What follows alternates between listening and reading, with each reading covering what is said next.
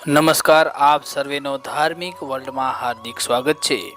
દોસ્તો, કુંવારી દીકરીઓથી લઈને પરિણીત સ્ત્રીઓ જે વ્રતની રાહ જોતી હોય છે તે વ્રત એટલે કે જયા પાર્વતી વ્રત, જે અષાઢ સુદ તેરસથી લઈ અને અષાઢ વદ બીજ સુધી ઉજવવામાં આવે છે। આ વ્રત ગુજરાતના દરેક ગામે ગામ કરવામાં આવતો વ્રત માનવામાં આવે છે। જયા પાર્વતીનો વ્રત ઘણી મોટી સંખ્યામાં બહેન દીકરીઓ રાખતી હોય છે। આજે આપણે વાત કરીશું કે જયા પાર્વતી વ્રત કોણે કરવું જોઈએ, આ વ્રત કરવાથી શું ફળ પ્રાપ્ત થાય છે અને જયા પાર્વતી વ્રત સાથે જોડાયેલ કેટલાક નિયમો વિશે વાત કરીશું। માટે આપ આ વિડીયોને અંત સુધી જરૂરથી નિહાળજો અને માહિતી પસંદ આવે તો કોમેન્ટમાં જય શ્રી કૃષ્ણ, હર હર મહાદેવ, ઓમ નમઃ શિવાય વગેરે લખી શકો છો। પ્રથમ વાત કરીએ કે આ જયા પાર્વતીનું વ્રત કોણે કરવું જોઈએ તેના વિશે, તો સામાન્ય રીતે એવી માન્યતા છે કે કુંવારી દીકરીઓ અને પરિણીત સ્ત્રીઓ બંને આ વ્રત કરી શકે છે, પણ મોટા ભાગે જે નાની દીકરીઓ હોય છે તે પ્રથમ 5 વર્ષ મોરાકત એટલે કે ઘોરો વ્રત કરતી હોય છે। ત્યારબાદ તે ઘોરો વ્રતના ઉજવણો કર્યા બાદ જયા પાર્વતીનું વ્રત રાખતી હોય છે। આમ કુંવારી દીકરીઓ અને પરિણીત સ્ત્રીઓ બંને આ જયા પાર્વતીનું વ્રત કરી શકે છે। ઘોરો વ્રત અષાઢ સુદ 11ના દિવસે શરૂ થાય છે અને અષાઢ સુદ પૂનમના રોજ પૂર્ણ થાય છે। આ વ્રત સૌ પ્રથમ માતા પાર્વતી ગૌરી માએ કરેલું એટલે તે ઘોરોના નામે પણ ઓળખાય છે। આ વ્રત કુંવારિકાઓ કરતી હોય છે। વ્રતના છેલ્લા દિવસે જાગરણ કરવાનું હોય છે। ગૌરી વ્રતમાં ગોરમાનો ગીત ગાવામાં આવે છે। ગૌરી વ્રત કરનાર કુમારિકાને શ્રેષ્ઠ પતિ મળે, સૌભાગ્ય સાથે સંપત્તિ સાંપડે છે। જ્યારે જયા પાર્વતી વ્રત અષાઢ સુદ તેરસથી કરવામાં આવે છે।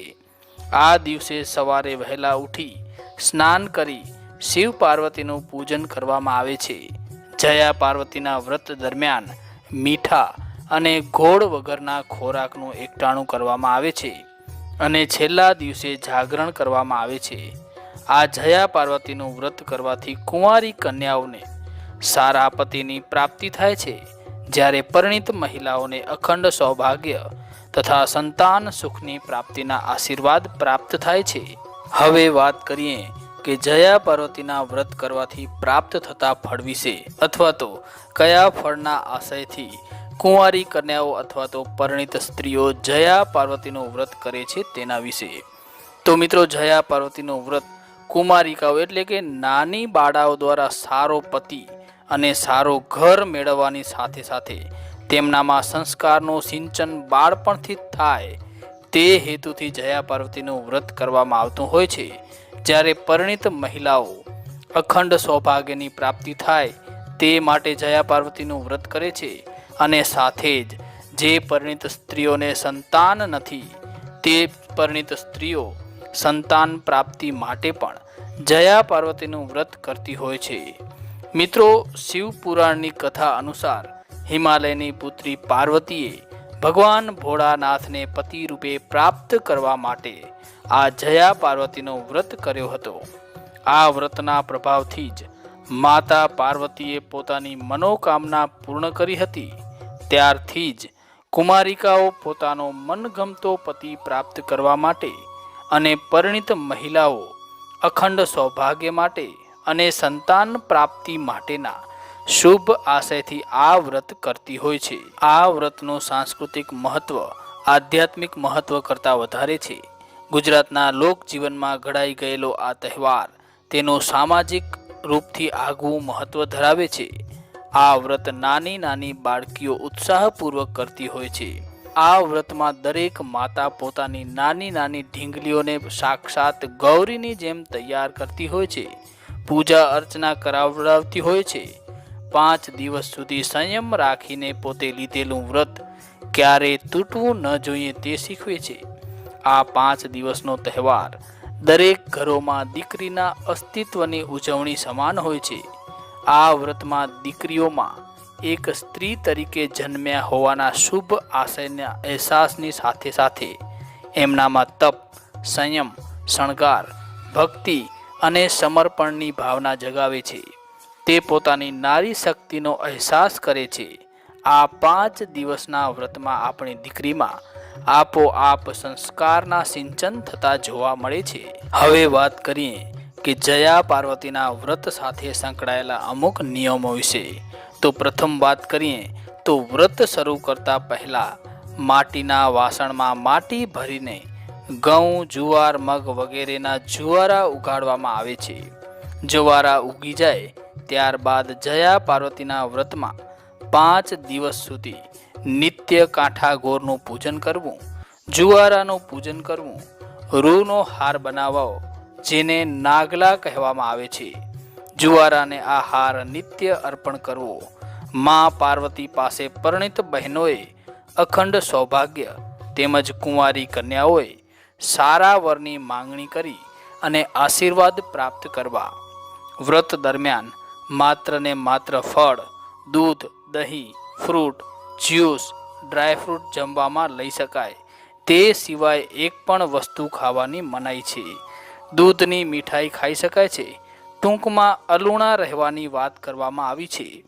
છેલ્લા દિવસે મંદિરમાં જઈ માતા પાર્વતીની પૂજા આરાધના કરી મીઠું અને લોટની સામગ્રી બનાવીને ખોરાક લઈને વ્રત પૂર્ણ કરી શકાય છે. આ વ્રત દરમિયાન મીઠું અને લોટની વસ્તુ ખાવાની મનાઈ કરવામાં આવેલ છે. વ્રતના અંતિમ દિવસે રાત્રિ જાગરણ કરવાનું મહત્વ છે. જયા પાર્વતીના વ્રતમાં અંતિમ દિવસે કરવામાં આવતો જાગરણ એ એક પ્રતીક છે. જાગરણમાં ધૂન, ભજન, ઉપાસના, જાપ કરવાનું મહત્વ છે. ખરા અર્થમાં અંતર મનને જાગૃત કરવાની વાત કરવામાં આવી છે. વ્રતની ઉજવણી 5 વર્ષને અંતે, 7 વર્ષને અંતે કે પછી 9 વર્ષને અંતે પણ કરી શકાય છે. માં જગદંબા પાર્વતી અખંડ સૌભાગ્યના દાતા છે. સારો પતિ પણ માની પ્રસન્નતાથી જ પ્રાપ્ત થાય છે. એટલે ખાસ કરીને સ્ત્રીઓ અને નવજવાન દીકરીઓએ આ પ્રકારના આશીર્વાદ મેળવવા માટે આવા વ્રત કરીને માની પ્રસન્નતા મેળવવી જોઈએ. વ્રતમાં પૂર્ણ ઉપવાસ જરૂરી છે. અન્નનો થાય તો જ મન શુદ્ધ થાય અને મન શુદ્ધ થાય તો જ ભગવાનને પામી શકાય. તેથી પૂર્ણ ઉપવાસ કરવા માટે મીઠાનો તથા અનાજનો ત્યાગ કરી અલુણા રહેવાનું મહત્વ વધારે માનવામાં આવેલ છે. સાથે જ જયા પાર્વતીના વ્રતના આ 5 દિવસ દરમિયાન કોઈની પ્રત્યે દ્વેષ ભાવ ન રાખવો જોઈએ, કોઈની સાથે જૂઠું ન બોલવું જોઈએ તથા કોઈની સાથે ઝઘડો પણ ન કરવો જોઈએ. એટલે કે વ્રતના દિવસો દરમિયાન તમારાથી કોઈને પણ શારીરિક કે માનસિક રીતે કષ્ટ ન પહોંચવો જોઈએ અને તમારું મન શુદ્ધ હોવું જોઈએ. કોઈના પ્રત્યે પણ દ્વેષ ભાવ ન હોવો જોઈએ. તો મિત્રો, આપને આ માહિતી પસંદ આવી હોય તો વિડીયોને લાઈક જરૂરથી કરજો અને કોમેન્ટમાં હર હર મહાદેવ, શિવ પાર્વતી, ઓમ નમઃ શિવાય, જય શ્રી કૃષ્ણ વગેરે લખી શકો છો. ધન્યવાદ. જય શ્રી કૃષ્ણ.